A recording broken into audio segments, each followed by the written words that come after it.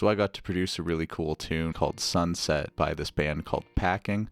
And I just want to make a little video taking you through some of the cool stuff that happened in the song. The thing that I really like about listening to recordings is finding all those little details that were put in there that you don't necessarily hear the first time you listen to it. Hopefully the next time you listen to it, you can hear all these little details that I pointed out. For those of you who don't know, my name is Emmett Glancie. I'm a producer and engineer based in Kitchener-Waterloo. I just like making cool songs with cool bands, and I think this is a really good example of one. So I want to start off right at the very beginning of this song, this little vocal track here. The cool thing about it is, like, right off the top, you can hear like a lot of room sound in there. Right, it doesn't sound like he's very close to the mic, and then by the end of this take, he's like right up on it. The thing that was fun about this was when we were recording it, I had Carlos, the singer, stand in this room, and I went out into the hallway. I held the microphone that we were recording into. Over the course of him singing this passage, I slowly got closer and closer until the last line, I kind of sprinted out towards him. I don't wanna feel again. So you can kind of hear the vocal get a lot more present, and I think it creates a really cool way to begin the song. I'm sure I could have accomplished it by using a reverb and just like automating it like wet to dry, but this was a lot more fun to do. We did a few takes of it and we're just laughing the whole time. It was great. Next part that I want to get into, this drum section right off the intro. Oh, it's so good. If you listen to the song, you'll hear that drum part come back a bunch of times. It comes back after the first chorus, like here. And it comes back right before the end of the tune. The drums on this tune were played by the very talented Mike Phillips. And back when Carlos of Packing was just writing the song, he brought an early version of it to Mike and I and had us jam and just play through some ideas, and then he took those ideas and he incorporated them into his writing.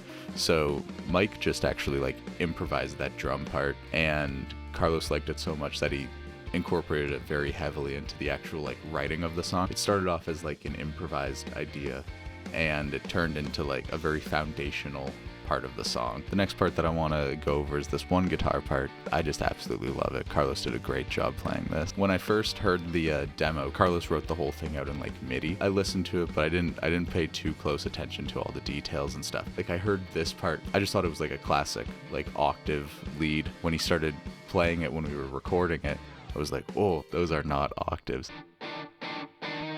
Yeah, it's just so nice. And then it just fits into context so nicely here too. It just drives the song forward like that. Speaking of guitar parts and speaking of drum parts, so when we were tracking the drums for this song, there was something about the transition going from the post-chorus to the second verse or bridge, or I don't know, I don't necessarily know what to call it because it's a very different section, but the energy really changes there. We spent a lot of time trying to figure out how to like lighten up that energy a little bit. Driving along, and then so that was something that Mike recorded on the day that Carlos had not included in his original demo. That little, the way it kind of winds down and the energy kind of dissipates there. So we needed to figure out something to put in the guitars that matched what Mike was doing with the drums. We kept going back and forth on some stuff until I came up with this little part, and then the harmony for it. Together they sound like this. Ooh, I forgot how much I like that part, letting all those crunchy notes ring out. And it just fits so nicely. With the drums,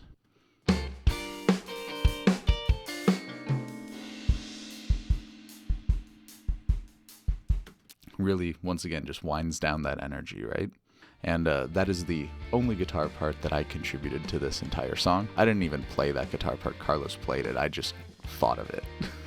All right, so another cool thing in this song, there's a little riser type deal coming out of the first chorus as it builds in intensity.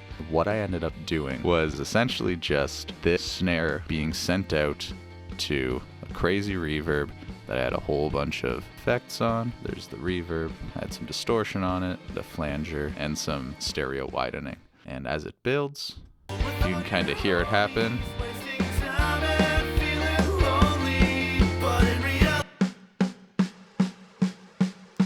And that's kind of all it is. And I just build up that volume. Really, really simple idea. I thought I did a lot more with it than that. So I want to go through one more guitar thing that I think is really cool that that Carlos wrote. In the second half of the double chorus, Carlos starts playing this really fun counter melody just in octaves that I just absolutely love. It sounds like this.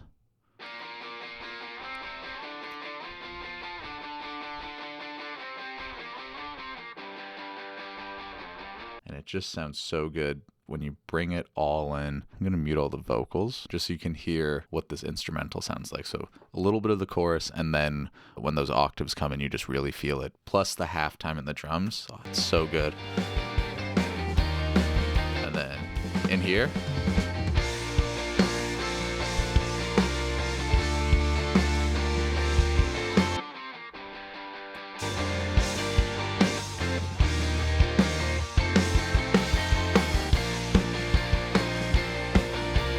Turn it up a little bit.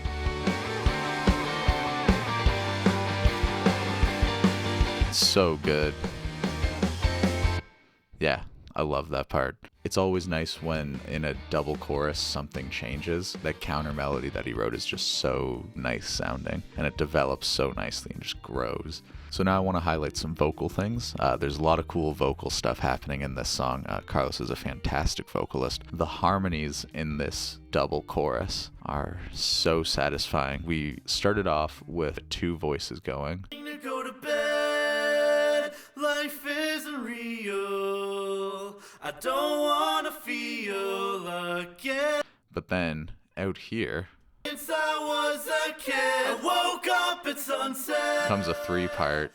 Not trying to go to bed. Life feels surreal. So satisfying. I can't wait to feel again. I'm growing out of my wardrobe. Yeah. And getting into a new zone. There's no place like home where I can be me, and I'm the closest I've ever been to being. So nice. Talking about the impact of this double chorus here, it's so satisfying. The third voice coming in on the harmonies and that guitar counter melody that I was talking about, and Mike switching up the drums to that halftime, it just sounds so glorious. More on the vocals. In the down section of the song, in this bridge section, it kind of develops on its own before leading into the final chorus. In the second half of this section, I wanted there to just be a little bit more like support happening in the lower mids. So I had Carlos record this nice little chord. I'm gonna do it just one note at a time real quick. Is this the first note? Is this the low one? Yeah. Second note. Third note. This should be the C in between the two. And then here we've got little up top, and then this should be the major 7.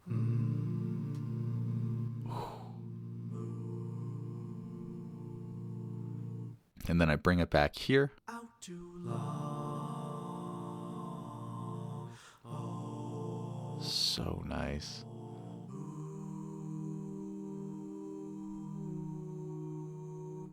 And then that just leads into the next chorus. The last thing that I want to go over is this outro, because I think the outro is my favorite part of the song. I gushed over this double chorus for a while, but the outro just really does something for me. So the first thing that I want to talk about with this outro are the guitars, because I had Carlos do a couple things. The original part that he wrote was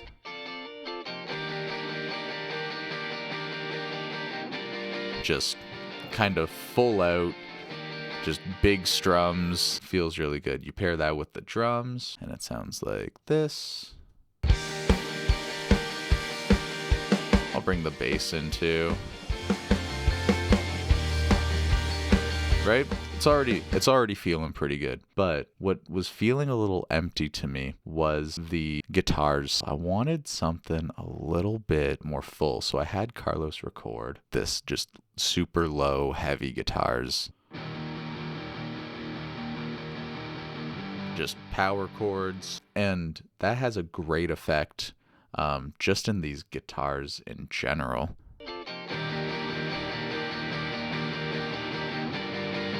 But I thought it could use just a little bit more drives, like just a little bit more like push forward, keeping that kind of quarter note staccato pulse just like pumping through it. And I think that's what this edit is me just copying and pasting it over because I loved it so much, but it just drives that outro section. Combine it again with the drums and the bass, and you start to really feel the impact of this outro. Right? So that's just the guitars and the instrumental of this. The thing that really hits me on this every time are Carlos's vocal performances. Yeah, so starting off with these.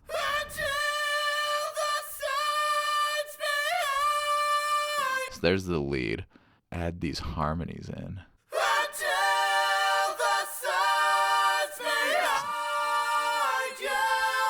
It's starting to feel pretty epic. The thing that Carlos and I both wanted in the background of these were some screams.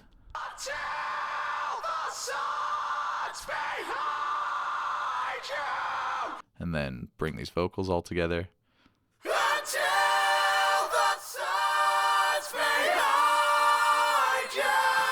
And then those vocals plus all the stuff that I was talking about with the guitars. Oh, and also the little flanger on the drum fill going up through there. You know, we love some classic pop punk. It's such a Blink-182 move, but I love that. And then